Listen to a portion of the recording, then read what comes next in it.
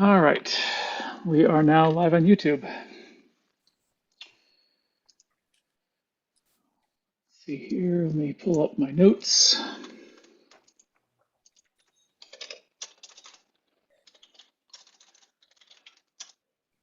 Yeah, apologies everyone for starting late. I had to do some shuttling of my son to Cub Scouts today.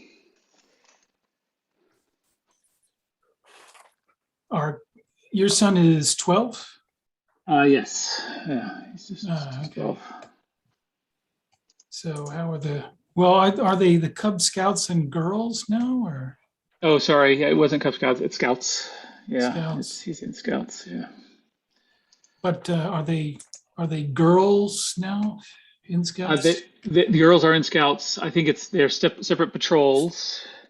Can be girls. I don't think this particular troop that he's in has a female patrol yet, Hmm. but um, yeah. All right, let me pull up the agenda for tonight. Okay. All right. We'll go ahead and call the meeting to order at 7:09 p.m. Um, and I don't think we have to review the. Um, I don't think we have to read anything, from my understanding, anymore. Um, I think Larry, you sent out previous meeting minutes. Is that correct? I did. All right, I will pull those up.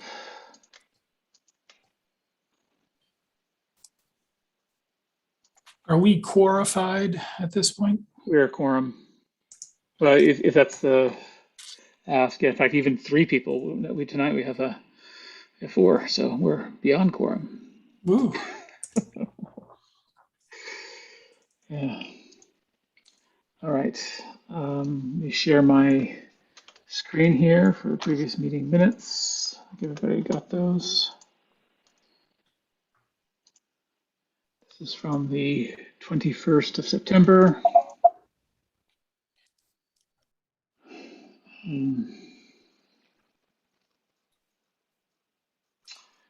IT status review. We discussed the server budget, which we have on our agenda for tonight as well. We discussed the fiber.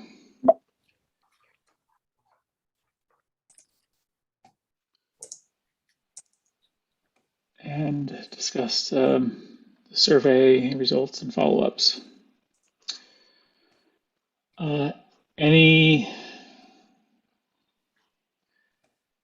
Any discussion on the previous meeting minutes?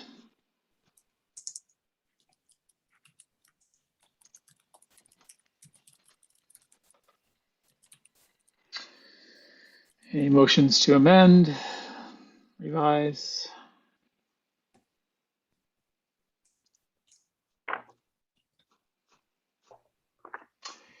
All right, I move that we move to approve the minutes as is without amendment. Second. Will Warren, second. Okay, great. So Will seconded it, and we'll just go around roll call for approval, starting with Will. Aye. Okay, Larry, Aye. Angela, Aye. and likewise approve. Thank you, as always, Larry, for your detailed note taking and all that you do. Let's go to 5-year strategic tech plan. So, by the way, I put the 5-year strategic tech plan first on the agenda before the discussion of the town status updates, etc. And so I think I mentioned to everybody, Jason unfortunately won't be able to join us tonight. He had a family emergency, which is unfortunate. But I do have updates on our discussions about the town IT with Jason that we can bring into that discussion. But I thought it was important that we discuss and review the 5-year tech plan and be cognizant of course, any discussions of the technology status and spend and so forth should be aligned with our strategic tech plan. So Do we, Um, are we doing any type of presentation at the town meeting? That was one of my questions. This is, from my understanding, sort of a not an atypical situation where we have a full town meeting. Is that correct? It's a special town meeting, isn't it? Yeah. Whereas normally we would do a presentation in the spring. Um, but I I haven't asked for any time or anything special for this town meeting. I don't think we were prepared to do a flyer, correct? Like we did spring, Angela.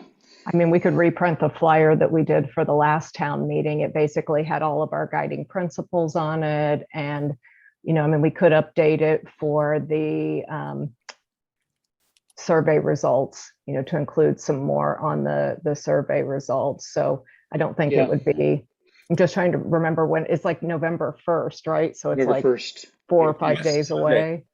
I just don't know if we Yeah, could get them printed yeah, that quickly. Yeah, that quickly. And let me see if we can do something, at least to have some of the pamphlets there again. I wish they hadn't thrown all of them away after the last meeting. yeah. Um, Let me. sure. I see Mr. Hegarty is in the audience. Let's ask him a question. I'm going to allow him to talk.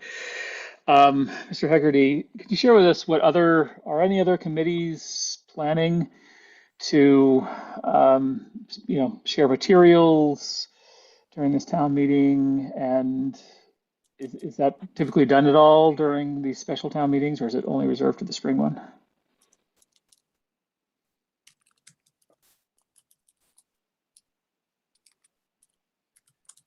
Can you hear us okay, Jim? How about now? Can you hear me? Yeah, we can now. Yeah. Okay, terrific. Trying out a new microphone here. The only handouts that are allowed at a meeting like this are things that directly relate to an item, one of the articles on this agenda. Okay. Excuse me, this warrant. So it's going to be Well, fairly streamlined. great. That answers our question. Thank you. Good deal.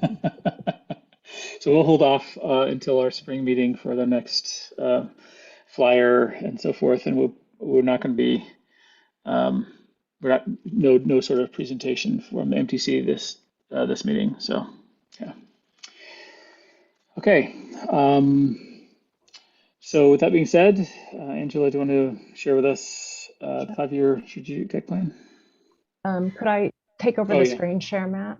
yeah, absolutely. Let me make you host. Okay. All right. So I sent this out in email a few days ago, and I want to just highlight the big changes for folks, and then we can see if people have immediate feedback or if you want to share that later. If people haven't had a chance to do a thorough read through. It's largely the same as it was before, but where in the first draft, we discussed a lot about the upcoming survey, and we will be doing a survey.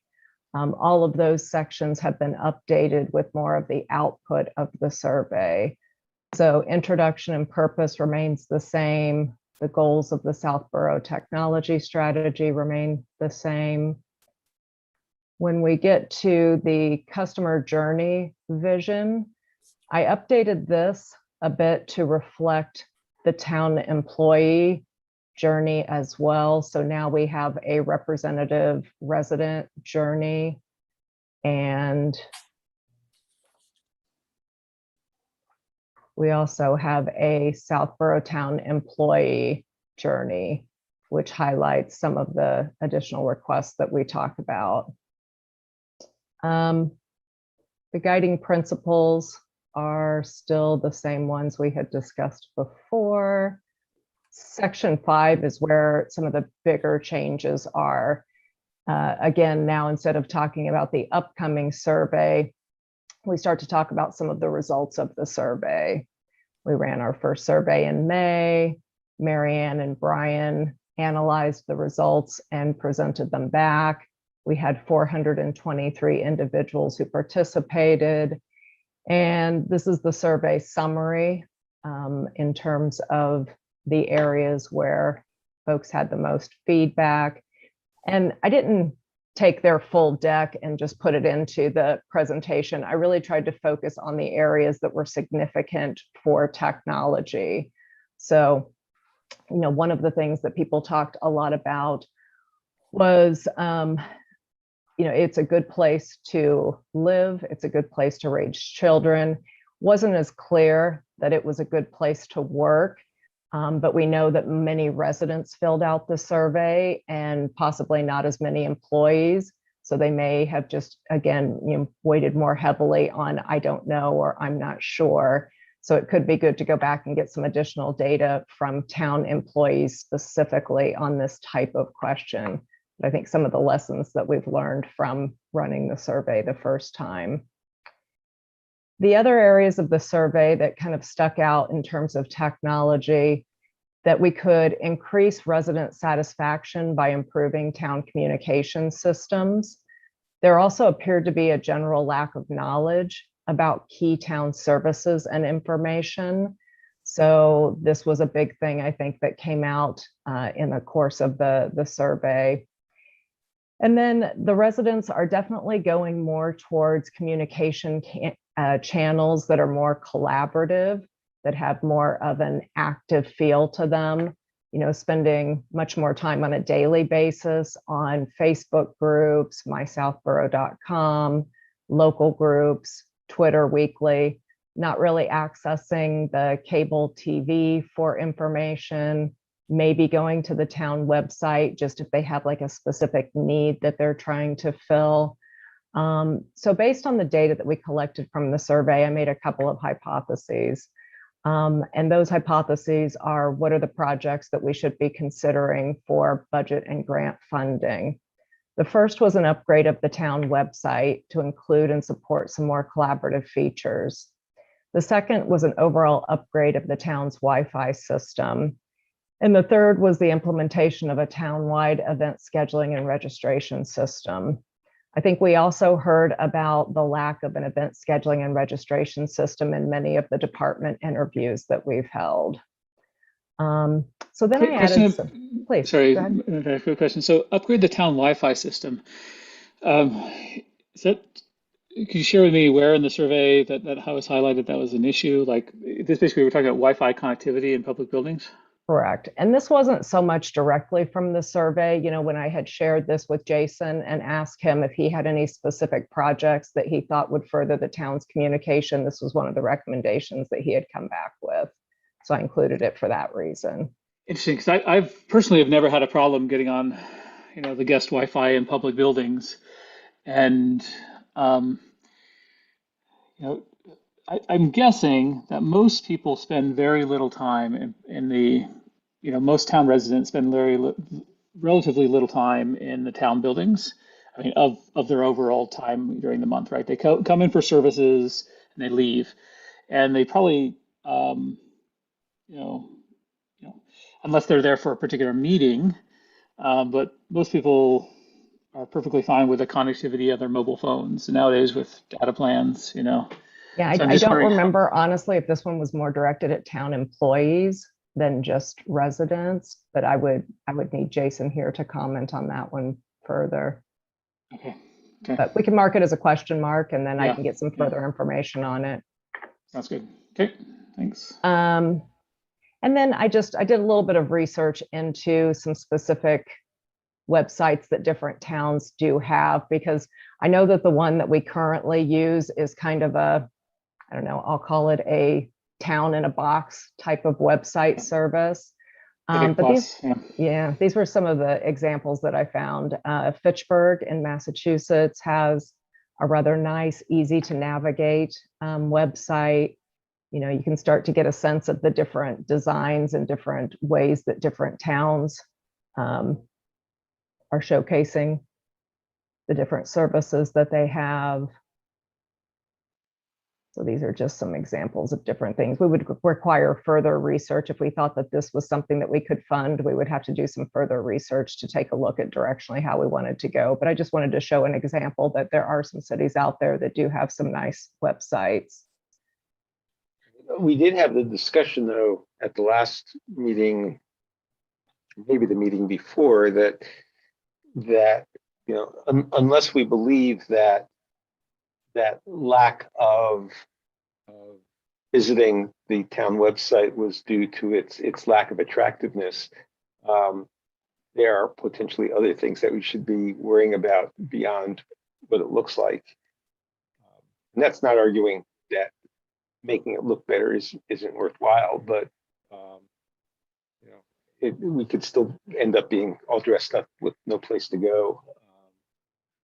Sure, but I think there's a further piece of work around requirements and what are people actually looking for when they go there? How do we make sure that we're dealing with those issues that they were bringing up about not understanding the services, and would the website make it more easy to understand what's available, and can the registration system integrate through there so you have one-stop shopping? You don't have to try to think about going to the Southborough Rec website and then this separate website. And I'm not even saying that this is a holistic project list. I mean, again, this is where I think we need feedback on, are these the right projects? Are we missing projects from this list?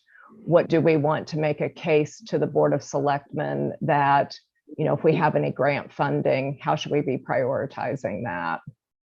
Yeah. I would you mentioned update the town website to support more collaborative features. I think to Larry's point, that we're not going to compete with any of like the Facebooks, et cetera, out there, nor do we want to. We want to complement. And, but to your point, Angela, we absolutely need much better usability and discoverability, like a much better UX.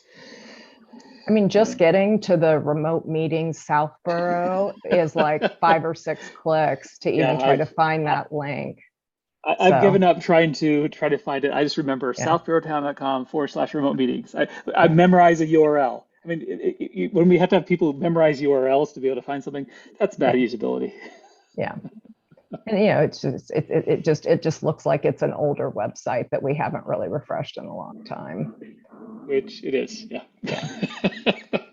But, I mean, again, given what we've heard from some of the town departments, I mean, I think you could argue, is it more important to first do the event registration and scheduling system? Is that a higher need that would serve, more folks? So, again, I think it becomes a prioritization discussion, and, what's going to address some of the critical needs that we've heard. Although I'm not sure those two don't go hand in hand, because, for example, if things like registration for things happen through the website, then that becomes one of the things that draws people to the website, which is the thing that I was questioning earlier. And then once they're at the website, ensuring that we have something that's easily navigated and attractive keeps people from getting pushed away. So, the point I was trying to make is I think there's two pieces. One is, how do we draw people in? And the second is, how do we avoid pushing them away? Yeah. And I think they're both important. Yeah, absolutely. I think that's absolutely right. Let me just go down through here. Jim, did you have a comment? Oh, maybe not. Okay. Section 6 did not change largely, nor did section 7. I just noted on here that we have completed these first 2 steps that we intended in 2021. So now the focus for 2022 is essentially on implementation of projects that we've learned from our assessment are the ones that we should prioritize. And the trends didn't change, and key metrics are largely the same. So I think if together we can kind of get a final list of approved projects or projects that we feel that we want to recommend, then the next step would be doing the survey readout at the Board of Selectmen. And when we do that presentation to them, The takeaway is essentially, and here's, based on the survey results, here are the 2 or 3 different projects that we would recommend to help address the feedback we heard in the survey. A great point. And I want to apologize for everybody. I know that one of my action items from last meeting was going to be go through the survey presentation and mark particular spots in the survey and distribute that to the various different departments who would be interested in those survey results. And I still plan to do that, but I neglected to complete it by this time. But I think your point is absolutely spot on, Angela. I love the idea of not only going to the selection when it is presented to the selectmen, which I still have yet to schedule. I need to do that. But if we could be armed with not only the survey results, but also what are the action items, at least from a technology standpoint, what we consider to be action items that we would recommend the town invest in. So including the hypothesis that you put together. Are there other things that you think we've heard from some of these department interviews and, the combination of those with the survey that stick out to you as, should be on the list and aren't?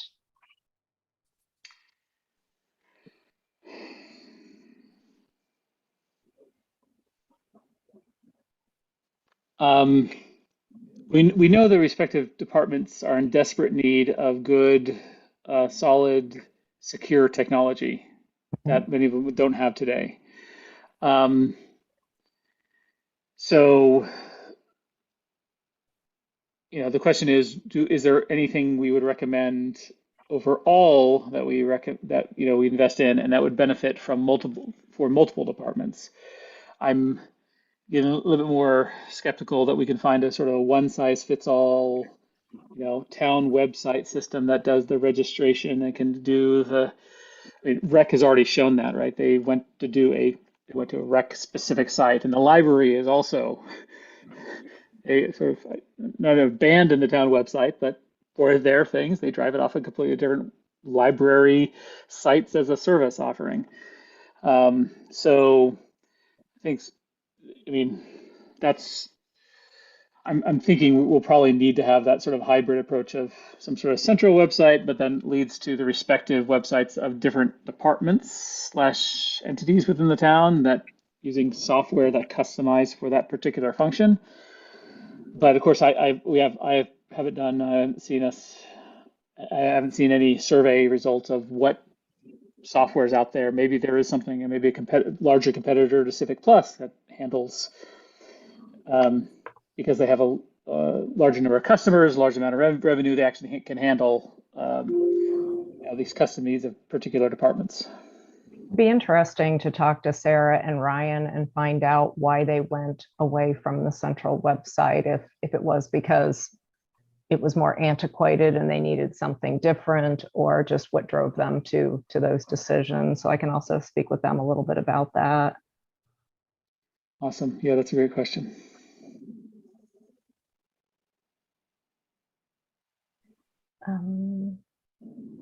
Okay, so I don't know if folks want to just send me any feedback that you have in, say by next week or something. And then if anybody does have any additional feedback, we can do a final draft and circulate it. Sounds great.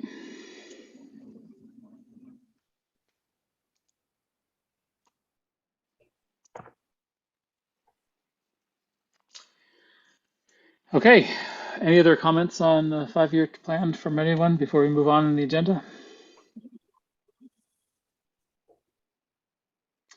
If not, thank you, Angela. That's awesome work. I love the incorporation of the survey results. That's beautiful. That's great. So moving on to the town tech status updates and budgets, IT budget. By the way, later on in our discussion, we'll of course discuss our MTC processes and our MTC budget ask for next year. But before we do that, let's talk about town tech. The big item, as we've just previously discussed, that's going before town meeting in a few days, is the requests for server hardware. And by way of refresh, we anticipated this. There was 40,000 that would be headed into town meeting in the spring or late spring, to be approved for replacement server hardware. And that was a server config based on analysis that I did with Tom previously on the amount of resources we would need to replace the 3 servers with effectively 2 new servers, high availability, and anytime you're doing a VMware cluster, you always need a 3rd server that acts as sort of builds the quorum, so you don't have ever have a split brain approach issue. But that 3rd server doesn't actually have to have any resources, and the 3rd server doesn't have to be the same caliber of CPU, memory, RAM. In fact, many companies just use literally all to do is act as a sort of a testament about which half is up. So it could be an existing server, a used server, and if we had 3 servers, existing old hardware, we could continue to use that. Anyway, so since then, we discovered that $40,000 did not get included in the budget due to some sort of issue with error and copying of numbers for town meeting, and so now it has to go. That same budget is up for this next town meeting. But Jason has been speaking to a vendor who's put together a proposal, sort of a counter proposal to the config that I had put together. And he's been working through CDW, and that counter proposal is for a 3-host cluster, all of which are sort of fully built out with CPU, RAM, and storage capacity. So basically the quote that you received was for $70,000. And so when I discussed this with Jason earlier last week, we agreed that we would go back to the vendor and discuss what our actual needs are. And so he approached the vendor on Friday, and they've given him a pretty good little Linux utility that would sit on vCenter and monitor either from vCenter or from the hypervisors, or monitor the hypervisors' resource utilization over the course of a week to see what actual resources they would need. Once again, I actually did this a year ago with Tom. So I pulled stats from each of the 3 hypervisors for a week's worth of stats from each of the 3 hypervisors. And what I found, let me share my screen here. This is from a year ago? This is from a year ago. Yeah, the week's information. So this is the aggregate across the 3 hypervisors a year ago. So memory is not bursty. Memory is fairly static because it basically allocates RAM to the VMs and it doesn't unallocate. And so across the 3 servers, are basically about 140 gigs total RAM allocated to the VMs. CPU utilization, this is CPU of 1 core, and 21% up to 50% of 1 core. Now, granted, the way it did, I think this is every half hour, or maybe every hour numbers when it rolled up for a week's worth of stats. And so this may be, this burst, up to 50% average, that may not be right. Because you may have bursted above that, but the average over a given hour was at most 51%. Disk throughput, 5 megabytes to 75 megabytes at max. And total capacity, I think we're somewhere around 3 terabytes. So the proposal, disk IO or disk throughput rather, is the most bursty. Each of the systems, they hovered around between 3 and 10% utilization. but somewhat bursty. Memory is not bursty. The proposal from our hardware vendor for raw capacity is 864 gigs of RAM, 72 cores, and 34 terabytes. This is raw capacity. How many cores do we have now? I don't know how many cores we have now. How many CPU? How many? Yeah, I think we have a I mean, total of six CPUs, but I don't know how many cores each CPU currently has. I'm guessing they're more like 4 or 6 core, given the date of the right. So processing. this is about twice as much and probably faster cores. Oh yeah, I'm sure that these are several generations newer.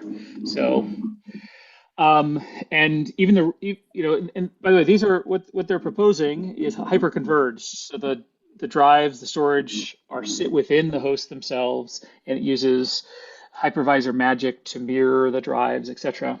So that basically means you need to cut your raw capacity by at least a half because you want 2 copies of every bit. And if you want additional redundancy, then you cut it by, if you want 3 copies of every bit or byte, you basically drop it by whatever number of copies you need. So even if you were doing 3 copies of every byte, that would give you 11.5 terabytes of storage capacity. Are the current servers spinning drives? They're spinning drives. Yep. And this is moving to all SSD. So to me, the proposal, and this is what Jason and I discussed, it seems excessive. This is not, by the way, there's no plan. We have no plans. We have not gone to discussion about, well, Jason and I have discussed moving VMs to the cloud, but that's a lower priority right now. And we know that there's a certain number of VMs that we're not going to be moving to the cloud anytime soon. Because they're public safety, on-prem AD server, on-prem WSUS server, all the essential on-prem things, voicemail server. But there are some VMs that could move to the cloud. So I'm okay, personally, what I told Jason is that I'm okay if we make sure we have sufficient capacity for our current needs. But we should be taking, per our strategy, a cloud-first approach and target not, double or triple the amount of CPU or RAM or storage capacity of what we currently need. Just Do out we of know what the curiosity, expected growth rate is? I mean, are there other applications and stuff like that that we would need to add or continue to grow in terms of making sure that the servers, if we're purchasing new, can be leveraged for the next couple of years? Well, these servers can certainly be added to. Like you can add more storage capacity, you can add more RAM, etc. And I think that would be my proposal. If anything, what we should be doing is starting with a smaller config, and then right size scale out as needed. So we shouldn't be what I think we are as even if we're at 3x, 3-way mirror of storage. I think we could probably get away with a 2-way mirror plus a hot spare, but even if we're doing the extreme 3-way mirror, every bit's written on 3 drives, that would still give us 11.5 terabytes when we're only using 3 terabytes. So my current proposal is we should scale this down in terms of number of drives we're using and then add drives as needed. In a year, if we need more drives, fine. But I don't think over the last year, Jason has added, I think, 2 virtual machines, which hasn't been sustained. So I think maybe we're up to now about 150, possibly even 160 gigs. But it's not an order of magnitude or several orders of magnitude, but what's being proposed. So. So Larry had a question too. Well, Sorry. I think I got it answered. I was going to ask whether, not understanding how these systems are put together, or is there really a need for 3 services versus 2? To maintain a VMware quorum, you do need to have 3 servers. But again, for it depends what you're optimizing for. You don't need to have those 3 servers. Don't have to all have any resources. The 3rd server can just be not actually running any VMs. The 3rd server can just be a hypervisor with 0 VMs on it, and it simply acts as the arbitrator between which other host is up in the cluster. So basically, it keeps So, this is so solving it seems like, it does seem like there are a number of ways to scale this back effectively. I mean, probably the biggest cost determinant here is 35 terabytes of SSD. Even at today's price, that's pretty expensive, as well as almost a terabyte of whether it's probably DDR4 or DDR5 RAM, which is not real cheap either. Maybe we scale it down so that the servers have less RAM, less mass storage. Maybe one of them even has fewer cores, and see if we can get closer to where our original. I mean, two of these systems versus 3 would get us down to about $57,000.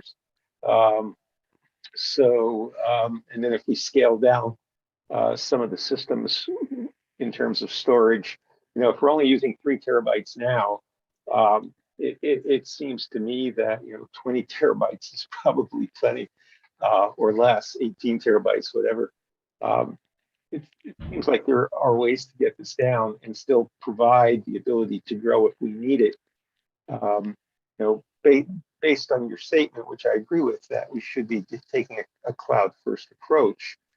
I'd like to believe that our internal infrastructure isn't going to grow all that fast.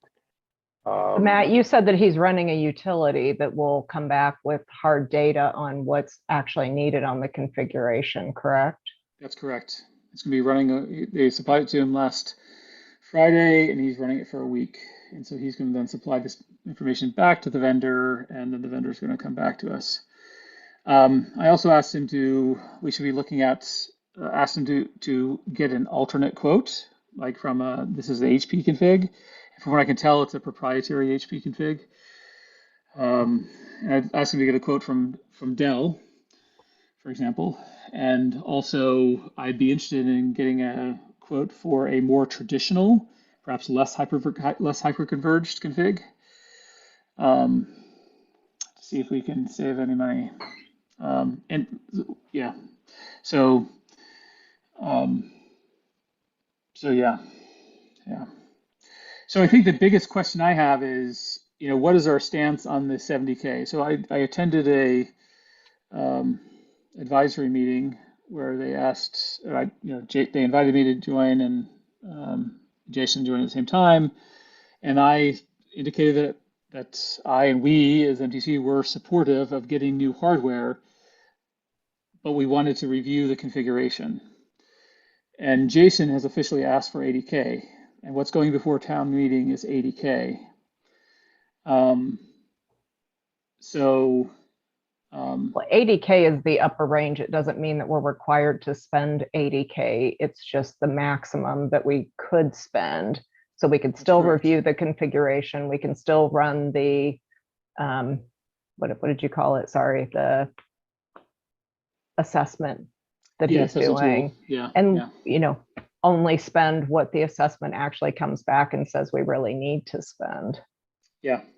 So yeah, I think that was was going to be my ask for Jason. We can do this offline, but I would propose that we come to an agreement with Jason that if he's in agreement that we as an MTC can review and work with him on tuning it tuning the config to a right-sized config, then we would be supportive of, of his ask at town meeting. From a purely political point of view, how is he planning to justify basically a doubling since the last town meeting from 40K? Since it to didn't go 100K? in last meeting, I don't think anybody will understand the difference between the two figures because they never saw it proposed to them. That's Yeah. probably okay. Okay. I mean, And he says that, he mentioned that this is newer technology, and it's true. It's hyper converged. It's not a traditional storage array that's shared between two hosts, and it is 3 hosts, not just 2 hosts. But again, I come down to what do we need as a town, and I feel like the MTC and the town and the strategic plan has been fairly clear: cloud first, cloud first, cloud first, and we simply need to have, apart from just talking about it and giving words to it, we want to see actions. And it'd be one thing if we were going before town meeting and say we need a budget of this to replace our hypervisors, and we need a budget of this to do training on AWS services, and we need so many dollars per year to run our move some VMs to the cloud. But so far, we've seen almost basically no movement. That's, I think, my biggest concern. We've seen no movement on moving any VMs to the cloud, even those few VMs that we can move to the cloud. They simply haven't been a priority. Granted, I mean, Jason's still doing, relatively new. He's cleaning up, etc. But I worry that what we're telling the town is we're cloud first, but then we're doing some major investments in hardware here. So I would propose like we just need to have a separate conversation with Jason and say, look, we are prepared to support at town meeting, provided that we can provide assurances to the citizens that we will work with Jason on moving VMs to the cloud, and 2, we will right size it. So before any purchase is made, we need to have that it needs to be reviewed by the MTC. Just out of curiosity, what is the level of urgency around this issue? Are the current systems close to failing? Are they well under capacity? Are we having performance issues? I mean, what's the sort of impetus that we need to go out and spend a bunch of money right now, as opposed to 6 months from now or a year from now? So of course, don't want to speak for Jason, and I'm not close to this like he is. He's the hands-on person. But from my understanding, we don't necessarily have impeding system failure, but what we don't have as of today is redundancy across servers. So we have no shared storage. VMs are bound to specific hypervisors, and the bits and on the drives are bound to bigger hypervisors. So if we had a motherboard fail, we'd have to do a restore to a different system. Basically, it would be the recovery time objective and recovery point objective would be fairly poor. I don't think we have redundant power supplies in our systems. And also the systems themselves are, I think they're about running on 5 or 6 years old now. So they're getting old. I don't think it's a capacity issue. We haven't been growing. I mean, even under our current resources, we're slightly under what we need, especially on like CPU. But so I think the main issue is sort of end of life and additional redundancy. So Yeah, okay. Yeah, I'm just really uncomfortable. I mean, I think right sizing it is critical to moving forward. I mean, what we're looking at here is something that has 2 or 3 times, probably 3 or 4 times as much CPU power as we currently have, 4 times, 5 times 6 times as much RAM, 12 times as much storage. I mean, that's just a huge increment. You know, if it was half that amount of increase, I might be comfortable. But I mean, this is if the world were moving in the other direction, if everything in the cloud were moving towards proprietary infrastructure, then I'd say, okay, this should be able to hold us for 5 or 6 years. But the reality is it's either going to be the status quo or it's going to move in the other direction. And you know, buying something now that's going to be good for 10 or 12 years or more, possibly, if we keep moving VMs off of our own systems, just doesn't strike me as the right way to spend money right now. So I think we just need to be really careful. I agree. And when I spoke to advisory, they were very direct to Jason saying, "Are we moving towards the cloud? Are we going to have to spend another 80K in 5 years to replace this hardware? Because are we perpetuating this problem?" He said, "Oh no, we're moving towards the cloud, etc." Um, so um, Well, the and only they also let systems that we haven't moved towards more of a SaaS-based model are the ones that don't offer it. Is that still accurate? It um, was the I police and some local services like that. I don't think that's fully true. So by and large, we've moved towards SaaS services. Um, Things like file sharing, we haven't yet moved towards SaaS. Like, why aren't we just using OneDrive? Like, I think OneDrive's out of the box for the Office 365 that we're paying for includes more terabytes of capacity than we could ever try to do on-prem. And it's better, much better, and probably more secure, and has encryption at rest, and all of the so forth. Um, so, and I think that there's, I don't think we've explored necessarily the accounting option or whatever, some other systems, non-public safety systems, what SaaS offerings they have. But there's two options there. It's not just SaaS that we could explore, but even just infrastructure as a service. So moving towards cloud means you can run, if it's a VM that's running on-prem, there's no reason why you can't run it in the cloud. Now, granted, one of Jason's concerns, which rightly so, is that the town currently does not have redundant internet connections for egress. So I thought we worked out with Tom, we build out this, the reason building out the municipal fiber is that at each end of the fiber chain, we could have diverse providers with Yeah. auto failover. And so first of all, we haven't yet built out the full chain.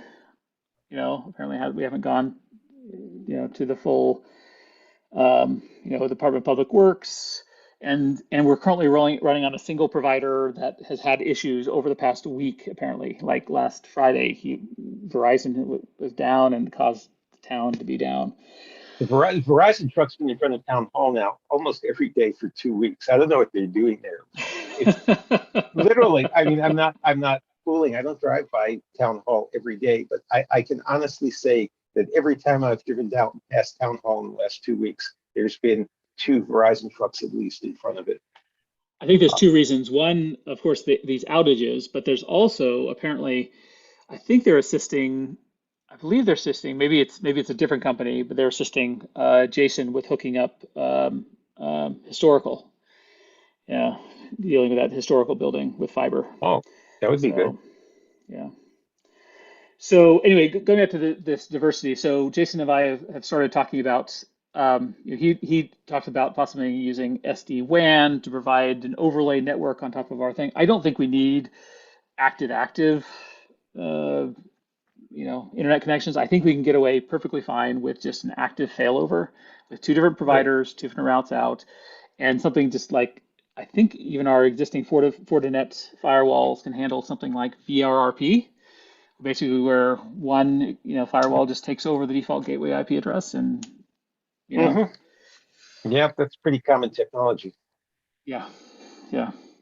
So, but anyway, Jason's a little bit concerned about, if the internet connection does go down and we have these VMs that are in the cloud, then the employees who are dependent for their 8x5 work on those VMs in the cloud, it would be offline, which is true. but I think either way, I think we need to move towards it, and um, I think we need to move towards improving the reliability of our town internet connection, and we need to think about moving some of these VMs to the cloud that aren't public safety related. So Are Has that there, work begun already? Are we actively pursuing a second ISP? not yet.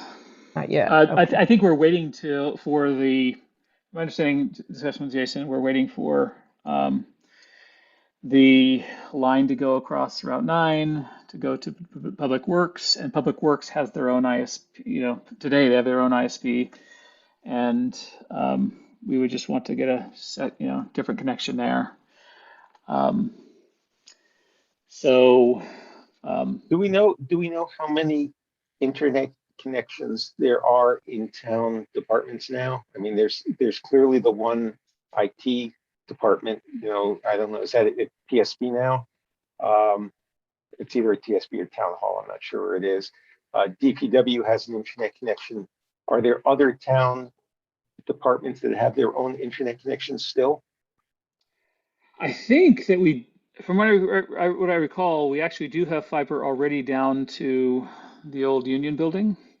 Yeah, we do. And I think that their separate internet connection has been turned off. I could be wrong, but I think it's mostly just down to the Public Works, if I'm correct. But I'll have to check with Jason.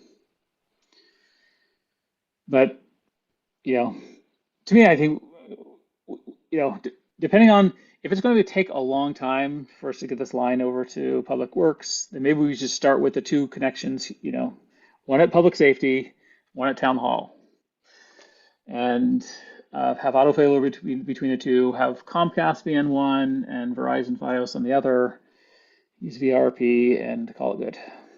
I thought Jason told me that the DPW was actually happening fairly soon. It's happening in the next couple of weeks or something, if I'm remembering what he said correctly.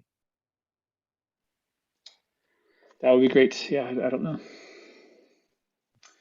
Okay, so yeah, all this is to say is I completely agree with you, Larry. So I think at a very, very minimum, we should just right size this. Even if we're going through 3 hosts and so forth, we should just, they proposed 2 sockets and 12 cores each, so forth. We should just push towards, 1 socket, maybe just 12 cores, drop down the number of SSDs, drop down the number of DDR4 DIMM modules to what we need. Now, if we need to expand, we buy SSDs, and we can always expand. And the beauty and the glory of HA config in this configuration is that you can take any individual host offline and Upgrade them while the other VMs run. So yeah, I mean, and that's really that's even a stronger argument here, especially for things like SSDs, which are getting cheaper over time.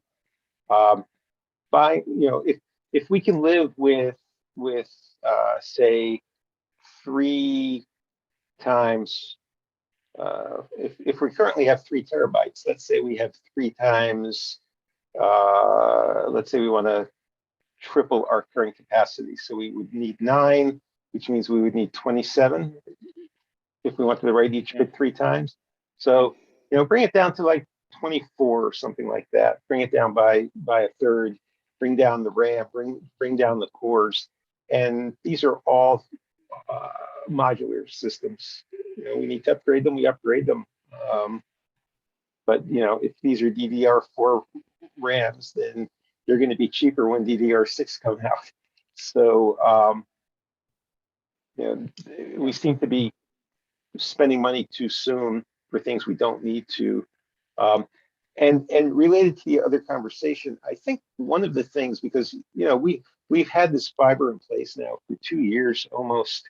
We've been talking about internet connections and redundancy, and it seems to me that we need to maybe dedicate the meeting towards a network infrastructure plan. also, I mean, it's less important to me at this instant that we have dates behind it, although eventually that would be nice, than simply understanding what the plan is and agreeing on where we're going. Because, you know, I'm not sure that the big picture is the same in everybody's head, and I think we need to get there. Yeah, yeah, I think that would be very good. Let's dedicate our next meeting to that if that's okay with everyone. Because we've been Just talking to about these things close for this some down, time. Matt, Yeah. so the next steps are the assessment gets run, then we get the results of the assessment, those get brought back into like next month's meeting. And then that kind of directionally helps us understand how this scales. Yes. So yeah, he gets this the raw results of the assessment back. I'm going to ask him for a copy of those. He's going to send them to the vendor. The vendor is going to go, will propose a counter config based on right sized. And what I would ask is that we bring that before our next meeting, both the assessment of resources needed as well as the quotes that he receives based on that. And so I think, yeah, if it's okay with everybody, I think our ask for Jason would be, we are prepared to go before town meeting and support the ask for upper bound of 80K with the strong understanding that before we spend that money, the spend be reviewed with and approved by the MTC. Do we anticipate any particular people coming back with controversy on this? The budgets are tight, and advisory was very clear to him that effectively we're asking for additional 40K here. I mean, I don't think there's any controversy about the original 40K, but we're going to town to like we're asking the town to basically increase taxes, and it's going to cause possibly a drop in other services, etc. So I got the sense from advisory that everybody want to be absolutely sure that we actually need this and it's urgent that we need it right now. We can't wait some time.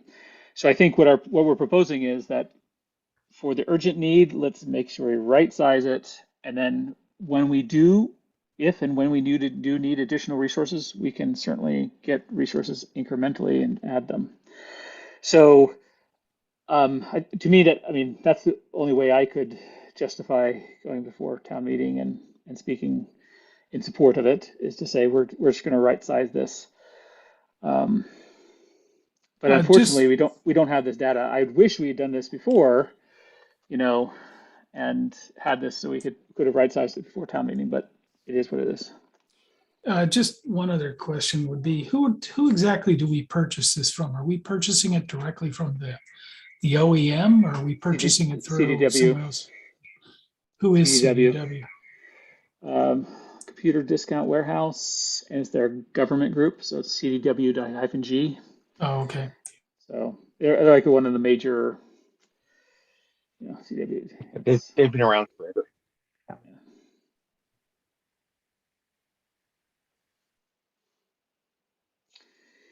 Okay, any other thoughts on this topic?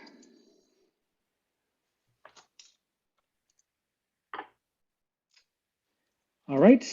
We discussed a little bit about the top 5 status. I agree with you, Larry. We should dedicate next meeting to it. I also would like to discuss in the next meeting doing a VM by VM review of, assuming we had redundant internet connections in place, which hopefully we can soon, which VMs can we move to the cloud, and just infrastructure as a service. All right, MTC processes, workflow, and discussion. Before we go on that, are we going to discuss the network? My understanding is that even though we have the hardware necessary to do live broadcasts from the library, at least on the library side, that there's a network issue that we can't do those live broadcasts, we can't get it to Sam for some reason. Southborough Access Media. I haven't heard anything like that. What is the issue? Do you know? Well, I was hoping that Jason would be here tonight. I don't know what the issue is. My understanding is that Verizon has come through with the hardware that's needed that would be put in the library, but that there is some issue at SAM, at Southborough Access Media, that says we can't get it there. And I think they had consulted Jason and he had agreed that there was an issue, but I haven't heard exactly what the issue is or what would be required to fix it.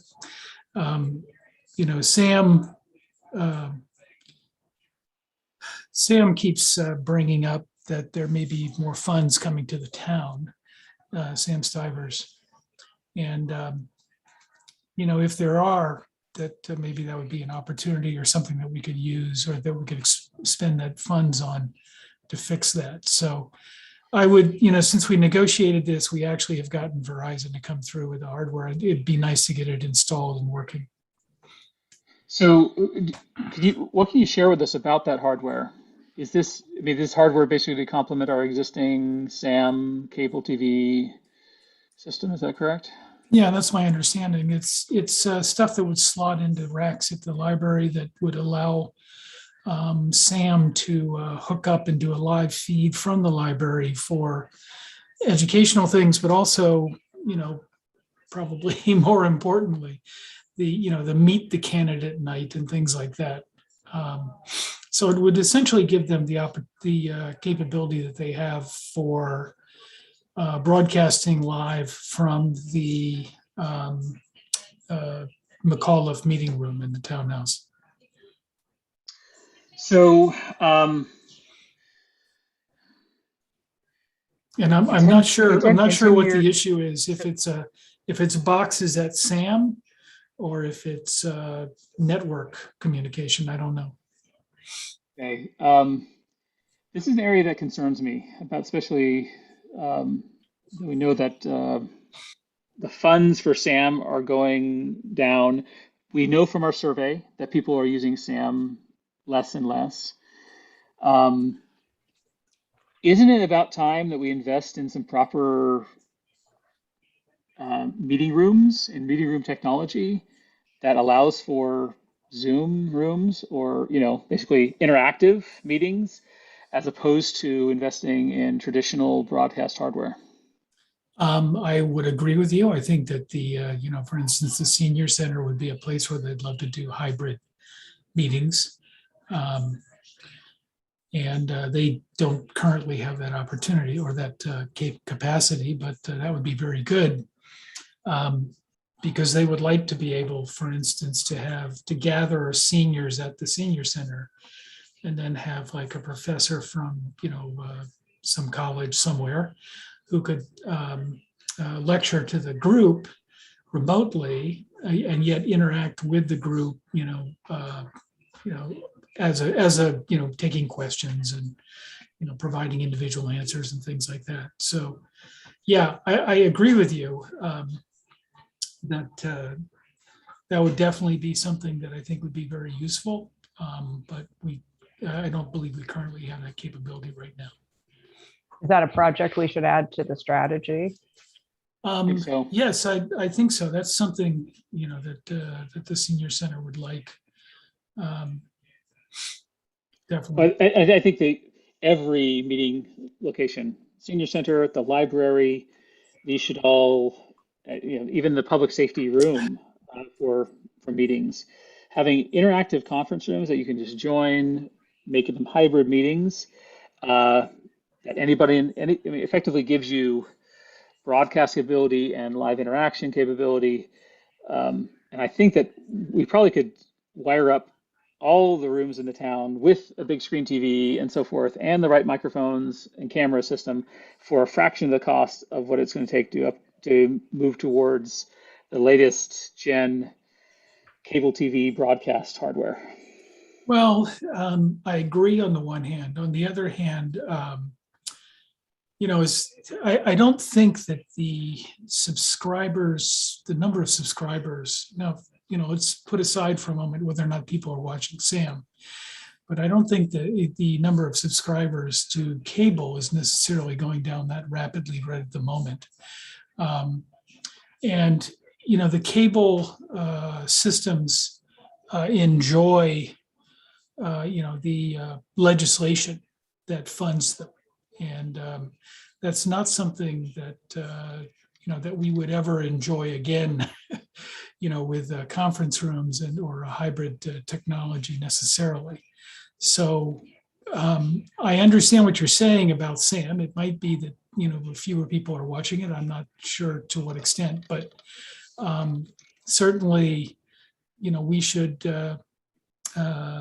make use of the opportunity we have to get money out of the cable companies for the next 5 years. Now, we've negotiated 2 5-year contracts, and then the third contract with Comcast is a 10-year because they wanted that. But Charter and Verizon will be back, and in fact, we'll probably start negotiating with them in another couple of years again. And so I don't think that we're gonna see in the next couple of years much change in FCC policy the way that it was changing rapidly under the Trump administration. So I'm hoping that we'll probably be able to renegotiate similar agreements to what we have now, simply because the legislative landscape will not have changed. But that being said, I think Matt's suggestion provides the opportunity to broaden the audience. I mean, I don't know how fast people are cutting the cable. I know that if you look at it as an age distribution, it's probably faster than you might imagine. Neither of my kids has ever had linear TV in their house, ever.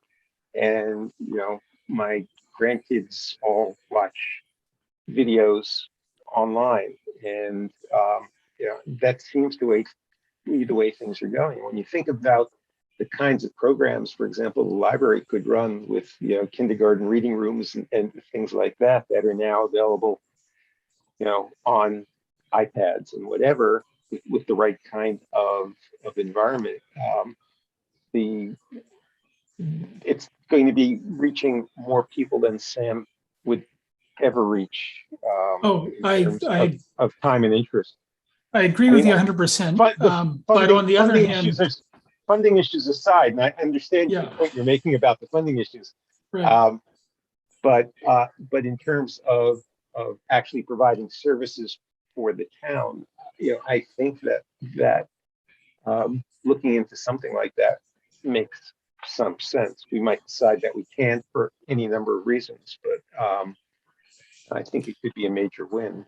Well, ideally, since the internet is supplanting cable television, which I agree, ideally, in some respects, the legislation that provides for SAM-like services would move over to the internet, but I don't think that's ever going to happen. I think that'll be prevented, tooth and toenail by many of the internet providers, of today. They're never ever going to want to allow that legislation. Right.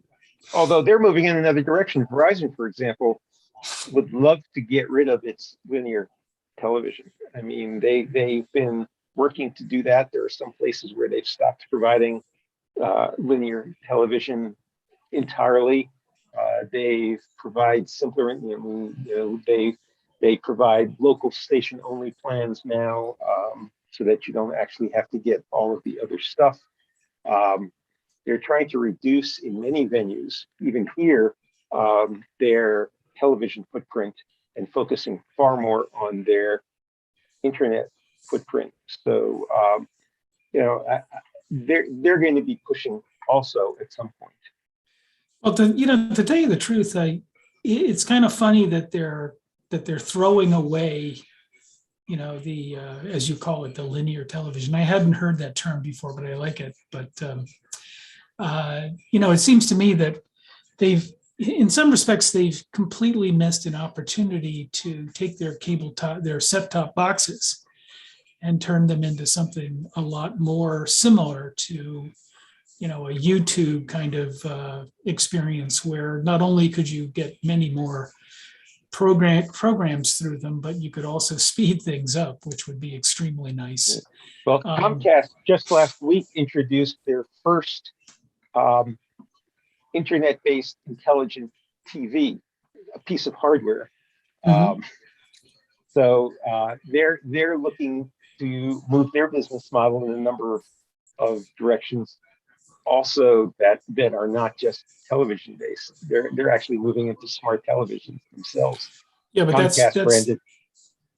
That's definitely internet, right? They're Yes. moving consciously out of the legislative regime, right? Everybody's moving away from broadcast, even the cable TV Yep. companies. The TVs themselves, every TV you buy nowadays has a network connection or Wi-Fi or a Wi-Fi connection, and it has a number of built-in streaming services, native to it. So to me, the writing's on the wall, and I feel like we shouldn't be the end of the curve. Like we should not be continuing to invest in the technology that's not going to be living, and we should take advantage. Like Larry said, it's not just about providing broadcast, but it's being able to provide interactive meeting room spaces, something we haven't been able to have. And so, if it would be, we should. I love the idea, Angela, of putting this in the tech plan. But I just there are restrictions on we get money, from these cable providers, and that there are restrictions on what you can spend that money on. So as long as we work within that, that's fine. Mm-hmm. But first of all, I wouldn't refuse their money, and it's not like the town is, when we're talking about, for instance, making live broadcasts from the library feasible on SAM, that isn't necessarily spending any town money whatsoever, right? We're using equipment that's been provided as part of the contracts or licenses that we negotiated. So is it true that the town does not supplement anything for either the salaries or the hardware or maintenance, et cetera, for anything on SAM? Is that correct? I do not believe that they do. I believe that all of the money is coming through the surcharge, the 5% surcharge that's put on cable subscribers, and also the capital funding that is provided as part of the license deal as well. I could be wrong on that, but on the other hand, my recollection is that at the town meetings, when we vote on the budgets, I've never heard any line items for SAM. Okay. Yeah, Hey, for some Matt. reason, go ahead. Oh, sorry, just going back to the town meeting for a second. The second IT position is also going to special town meeting. Is that correct? Yes, that's correct. And we have to have 100 people to get quorum at the special town meeting. Do we know what happens with either the budget or the position if they don't achieve quorum at that meeting? I think it's one of these things you have to reschedule the meeting if we don't achieve quorum. That's like They'll just move it, so they'll still have it. They'll just try to get another date. Okay. Yeah. So do we need to be at that meeting? Do we have to go to the town meeting then on November 1st? That would be 4 people that we would help make a quorum. That's right. Yeah, I'm planning to be there, especially if anybody has questions on these. And what time is it? And do you know what time it is? let's I can look it up on the website. No, let's do one of these usability tests here. We could probably persuade Mr. Stivers to come to there we the go. annual Special town meeting also. right in the front. Trotter Gym. 7 p.m. Trotter Gym, mask required. So Wasn't the other position approved at the last town meeting? I I don't think it was. don't think it was. We didn't have a job description at that last meeting, did we? No.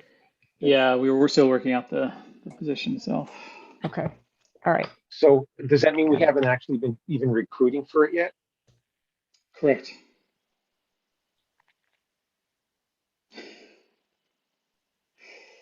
Yeah. So there was back and forth on the. I thought we were going to. I thought we were going to slate this under existing slot or existing title, basically. And if it was an existing title and it could fit within the budget, I think that. I think again, I don't know very much about it. From my understanding, we had the budget, and maybe the budget went through town meeting, but the title had not gone through town meeting.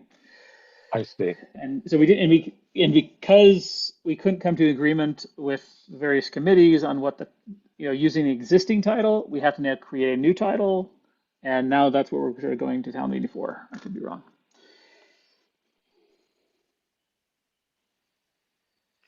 All right. All right.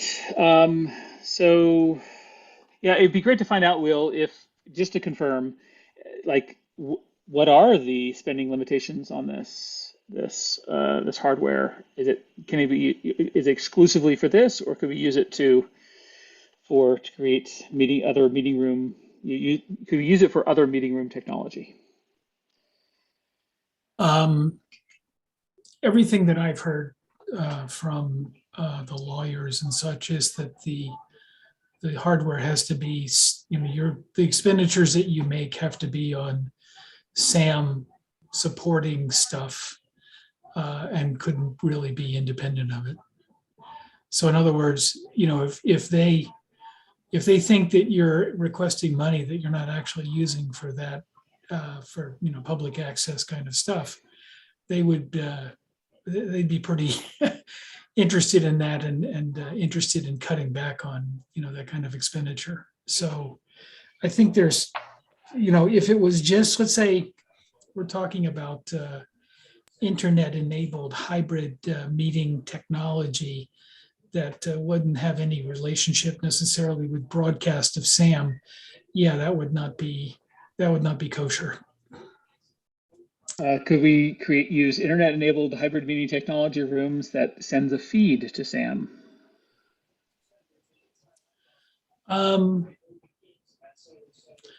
Well, yes, that's probably what we'll end up doing at the library, but it would be, when you say send the feed to SAM, I guess what you're really saying is it would send a feed to SAM sometimes, and then other times it would send the feed elsewhere, right? Sure. That it would send the feed through the internet for streaming, direct streaming without going through SAM. Yeah. I don't know. Or alternatively, it always sends to the internet for all meetings to YouTube, and then SAM just pulls from one of the YouTube channels and broadcasts it over cable TV. Well, it's an interesting question. I mean, obviously, when it comes to spraying bright bytes across networks, there's like an infinite amount of configurability one can do. I mean, there's no hard and fast rules, right? But on the other hand, when it comes to the law, that could be a different issue.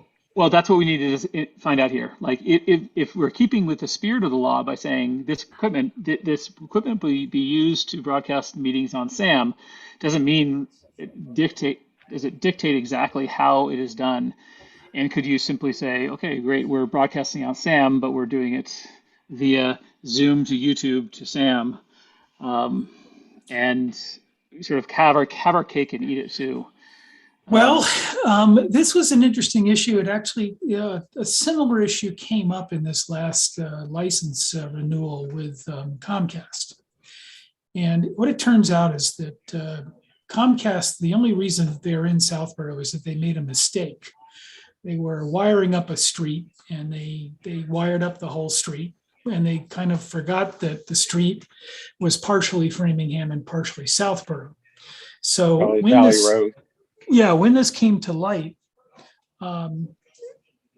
they had to get a license with Southborough. And Pine Hill Road, that's the one that. Pine Hill, yeah. Yeah. And so what happened is that 12 years ago, they negotiated a deal, maybe even longer than that ago. And the deal was that the people on Pine Hill Road in Southborough would receive the public access channels from Framingham. So in other words, to all extents and purposes, these people would be treated as if they were Framingham people with respect to public access channels. So they don't actually get a feed from SAM. They get a feed from Framingham on their public access channels. And so that was negotiated into the license, and everything was fine. So when it came back up, we said, is there any possibility that we could change that you guys could, send them the SAM signal? And there's one suggestion was, well, why don't we just tunnel something through the internet, right? And the bottom line was that their technical people looked at it and said, no, it would have to be a hard connection. It'd have to be, essentially, we would have to make a hard connection between Comcast and SAM, which would be cost prohibitive. And so we, on the committee, we folded and went with the status quo. So I'm not sure what the reasoning was in detail there, but it's possible that it was not considered legal to do that kind of tunneling, even if everybody on both sides was going to agree to it. Plus, there was some other issues about the set-top box of Comcast would then have to have some place for this feed from SAM to actually show up, right? I mean, your set-top box here in Southborough, if you have one, it is programmed so that it's receiving the public access channels from SAM, from Southborough Access Media. But to get back to your point, I'm not sure. I mean, it can get pretty damn deep pretty quickly. Okay.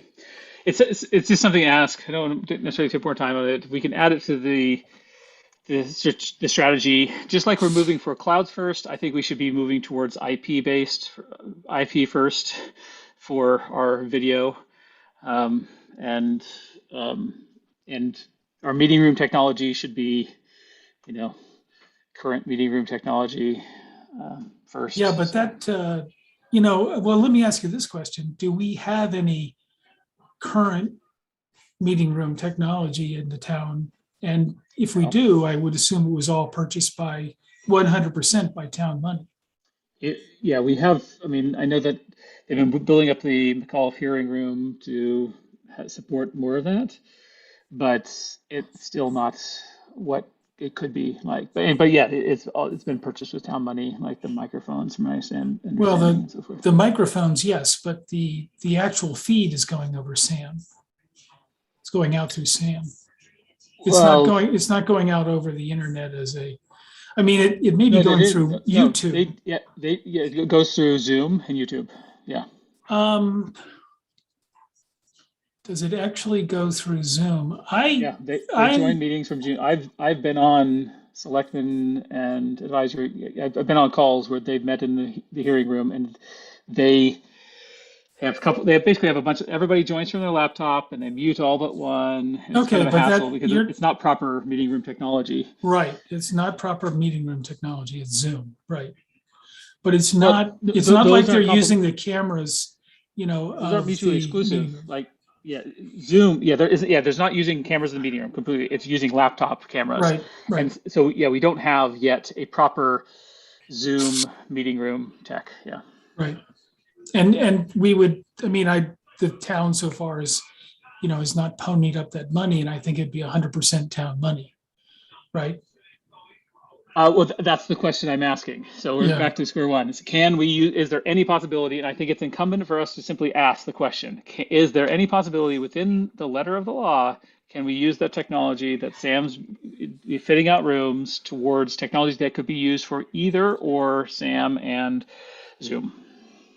Right. I mean, for example, it strikes me that today, given that even even television is digital, that you should be able to buy a camera that plugs into whatever Sam needs it to plug into. That also, probably has a USB interface that could plug into something that would transmit over the internet. Uh, with a switch between them or something. And if we simply ensured that the cameras we bought for Sam, I'm just using that as an example, that the cameras we bought for Sam also had computer digital outputs, not just some random coaxial cable into whatever their infrastructure might be, then in theory the town could then buy some additional equipment to use those cameras to do interactive internet-based distribution as opposed to television-based distribution. And some of it's been paid for, and some of it we have to pay for. Technically, I'd agree with you. I don't see any technical reasons why not. On the other hand, I think there may be some other issues lurking in the background there. All right, I think we've covered this topic enough, but yeah, let's thank you, Will, for your insights here. I'd love to, if you have a chance to investigate more, that would be helpful. We can discuss in the next call. All right. Yeah, Sam has raised his hand in the participant list. Yep. Thank you for that. Sam. Thanks. Can you hear me, Matt? We can, yeah. Thanks. Sorry to slow you down. Just to comment on the recent conversation. We have about $3 million worth of ARPA money, American Recovery Plan Act. And we're in the process of trying to figure out how to use that money. We've got half of it now. We'll get half of it in another 12 months. And the Mark Purple sent a note around to department heads and I think committee chairs, I'm not sure, asking for possible projects. One of the things that those monies and other federal grants that are still in the pipeline support is broadband expansion. And it's a fairly widely, loosely defined set of things that those are possible for. I want to be very clear, I'm not guaranteeing anything or suggesting that you do anything. I've had my knuckles wrapped on that one a couple of times. But it's something that creates an opportunity for groups such as this committee to propose projects that are bigger and more expensive than the normal budgets might pay for. And I think that we're going to wind up with a pretty substantial list of candidates, and then we'll work through a prioritization process. But it creates an opportunity to do some things that, again, I see as sort of a once in a generation kind of thing with the amount of money that's going to flow from the federal government that our grandchildren will be paying for, but that's another issue. And I think that, again, if you folks have suggestions for specific projects, the more specific you can be, say, for $1 million we could do this, or $200,000 we could do this kind of thing, approximately. Getting those possibilities on the list would be, I think, an interesting step to at least draw attention to some of these things and get consideration in the process. And I have no idea how that's going to work in terms of how the priorities will be set. We have a consultant that's working with us on the process, and we're just sort of getting started still.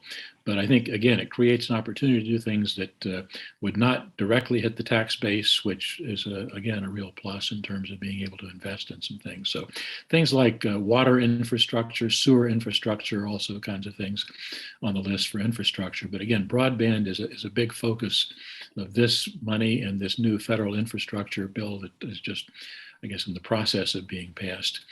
So again, any projects that you'd like to get out there, I would encourage you to think about and put a word in and send it along to Mark Purple for consideration on the list. So no guarantees, but if, as my kids' hockey coaches used to say, you don't shoot, you don't score. So I encourage everybody. And at this point, Sam, do we just need like the name of the project and maybe a back of the envelope type of estimate? So not a detailed proposal. Right. Yeah. A description. Okay. And nobody else has any real detail things at this point, except maybe a couple of DPW things where they've got some, specific engineering plans. But most people who've put things out say, I need a contract for this kind of service and it's going to cost X dollars approximately, kind of thing.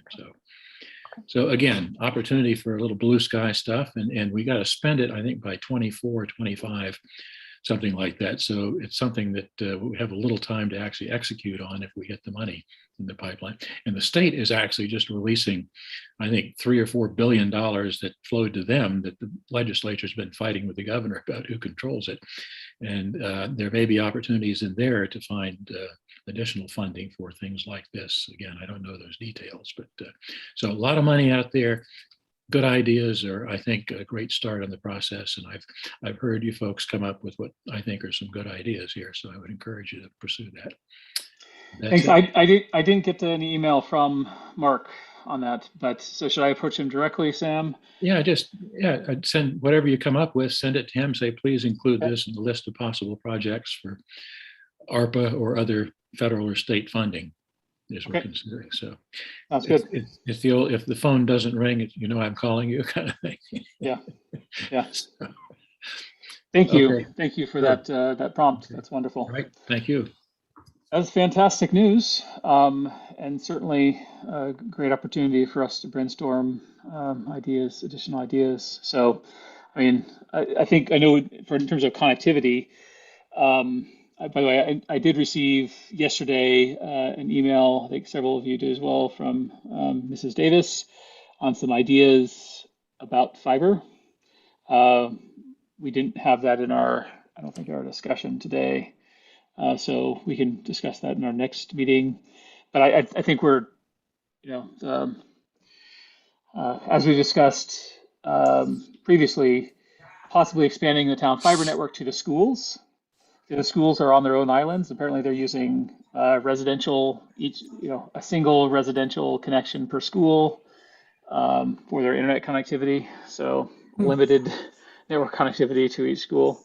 And if we can add them, especially the ones that we're going right by Woodward. If we're going to South Union, then we're like a block from Finn at some point. And we're pretty close to. It wouldn't take that much, I don't think, to get over to Neary and Trotter, but that's one opportunity here.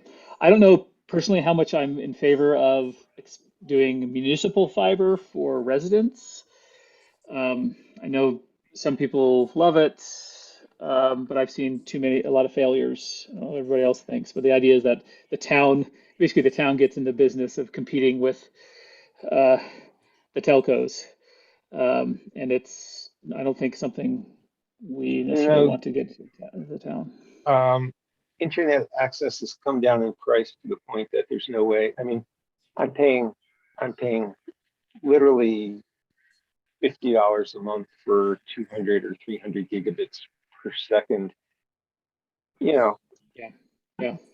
A town build out isn't great. Excuse me?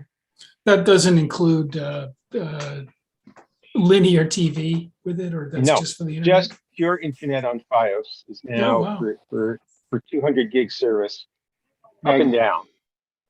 200 meg service up and down, of which whenever I measure it, it's about 300 up and down, is $50 a month. My taxes would go up more than that for the town to do it. So it doesn't seem like, to me, the right place to focus our efforts. Yeah. But between town departments and between the town and the schools, we can provide additional redundancy and connectivity. I think it probably does make sense. We should look into that. Okay. So let's brainstorm for our next meeting. I think that'd be a great thing to look into. All right, so going back to one thing we need to close out is we need to get back on our next year fiscal budget ask. So far, this year we've been allocated $1,000. We use that for flyers and our SurveyMonkey account. And so the question is, do we want to ask for anything more, or is that good enough? Um, is there any other things we would want to use it for? The only thing I can think about is if we want our current SurveyMonkey plan is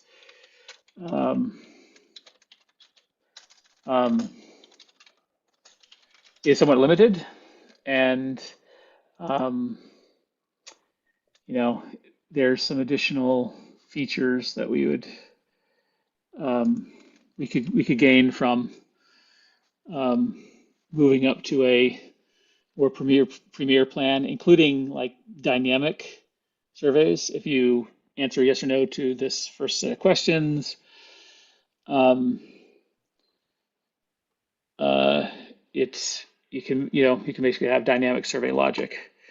But from my understanding, the next bump up in plans is a significant jump. So we're currently on this 384 per month billed annually, and then the next bump up, which is the premier annual, is 1,500.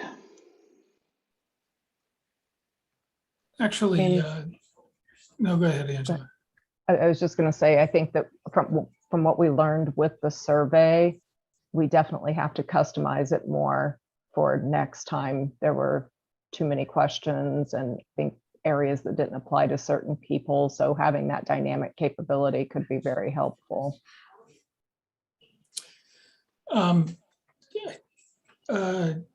In addition to this, or I guess one suggestion I'd have is that depending on what our brainstorming comes up with, so for instance, let's suppose that we end up that we want to do a hybrid meeting technology, right? And we also want to perhaps help the senior center with some of their needs about trying to figure out their phone tree and also figure out the people coming in and out and what they participate in. And there may actually be some other school-based kinds of things that we'd like to provide. What I'm thinking is maybe we should ask for some budget for consultants. So depending on what we brainstorm, if we indeed can get the money, maybe we would want to have some consultants time who could then come in and lay out a detailed plan to implement, something that we were interested in. I think that's a good idea, though. I don't think we've exhausted our resources of the town volunteer consultants yet. I think there's a lot of people who would be willing to volunteer and help out with various different projects of these. And we haven't, when we have had an ask, we've had, fairly good success, like, the data analysis project, etc. And I think I'd rather first try to ask for volunteers before we would go to necessarily paid. Well, let's look and see what we what we come up with in brainstorming. I mean, I certainly wouldn't want to miss out on some brainstorm kind of projects if we don't have enough expertise to come in and then compete with all these other plans that are going to be coming out of the woodwork. True. So the question is, if we were to propose a higher budget, what would it be? I would start at 2,000. So that would give us still a budget, say 500 for the flyers and so forth, and then 1,500 for the SurveyMonkey. What beyond that, if we wanted to, for example, for consultants, what would we propose?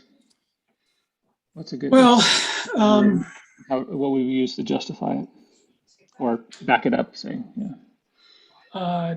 Well, I guess I would, I'd appeal to Sam from the standpoint that, at some point this money is indeed going to flow that he mentioned, and how definite or how concrete do the plans have to be? He did mention DPW, for instance, and they've got engineers and things like that who can draw up plans, and I'm sure there are some other architects and such lurking around in the background who will draw up plans pretty quickly. What kind of competition would we have if we wanted to snag a couple $100,000 of this, this money? What kind of ballpark are we playing in? How good does our ask have to be? How detailed does our ask have to be? So, are you saying to ask for, because what we're talking about right now is to ask for just our committee's No, own no, no. budget What, next what I'm year? saying is that, if there's all this money, that pot of money that's coming, Yeah, and we want to compete for it among people in the town, how good does our ask have to be if, to get the town to listen to us and say, okay, yeah, you can have some of this money that's coming down the pipe. yeah, I don't know. I don't know. Okay. I mean, I don't know what what a reasonable, consulting fee would be. Yeah, it's certainly, Consultants are expensive. yeah, they're Paid they're consultants are expensive. expensive. Right. I Very mean, expensive. well, maybe $1,000 on, for, not so much for the consulting time, but, for, maybe expenses that they might have if they were going to put together something. Even if we use people in the town, depending on what kind of material, what kind of artifacts they would put together, they might have some expenses that we would want to cover.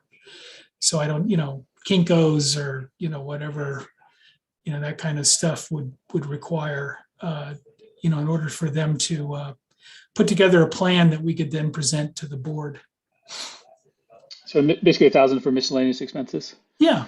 Yeah. So basically, yeah, would the proposal then be we take an ask of 3,000 with 1,500 for SurveyMonkey, 500 for flyers, and 1,000 for consultant expenses. I think that's reasonable. Yeah. Anybody else's additional thoughts on that?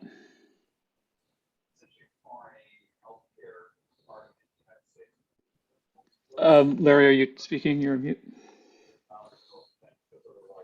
Can you just repeat those numbers again? It was a $3,000 ask, $1,500 for. $1,500 for SurveyMonkey, 500 for flyers for town meeting, and 1,000 for expenses, miscellaneous expenses for volunteer consultants.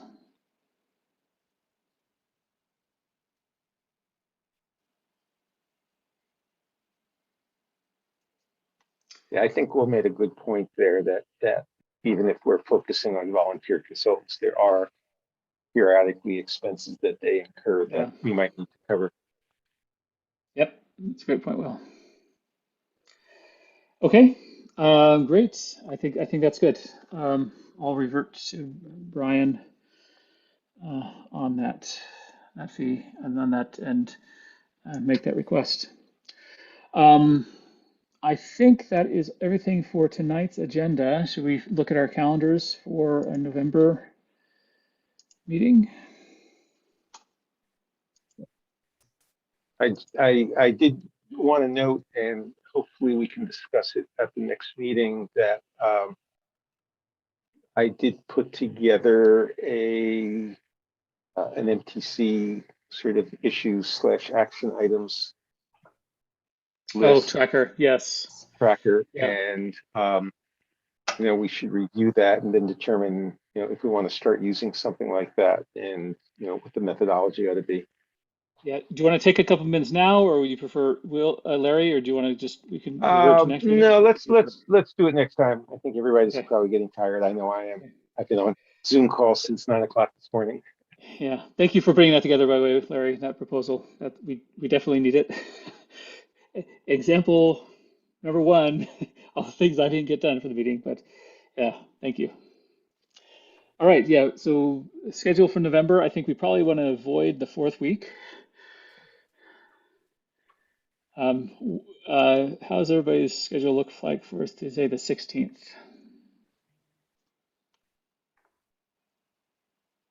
November. I can do the 16th.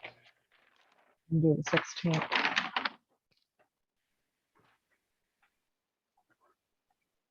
I can do the 16th. Though Okay. considering that, that we're not going to have anything to celebrate Thanksgiving with, maybe we could do it Thanksgiving Day or something. That's what the news media says. So. Yeah, because all of our turkeys are stuck in an LA port or something. What is? Yeah. Yeah. Any of your problems in life, just blame it on the supply chain. That's what I'm starting to do. So my kids, you think get your homework in, blame it on the supply chain. Couldn't get to find the paper or pencils. Well, with your kids are young enough that you can tell them that. Well, I don't have a college fund because of the Chinese real estate bubble. So sorry about that. By the way, just as a side issue, when we do next year's survey, we should have a section on basically some of the broadband / linear TV usage issues that we brought up and try to get some feeling for where people in the town are on all of that. I don't know what the right questions are yet, but we probably could collect some information in that area. Could I make one request on?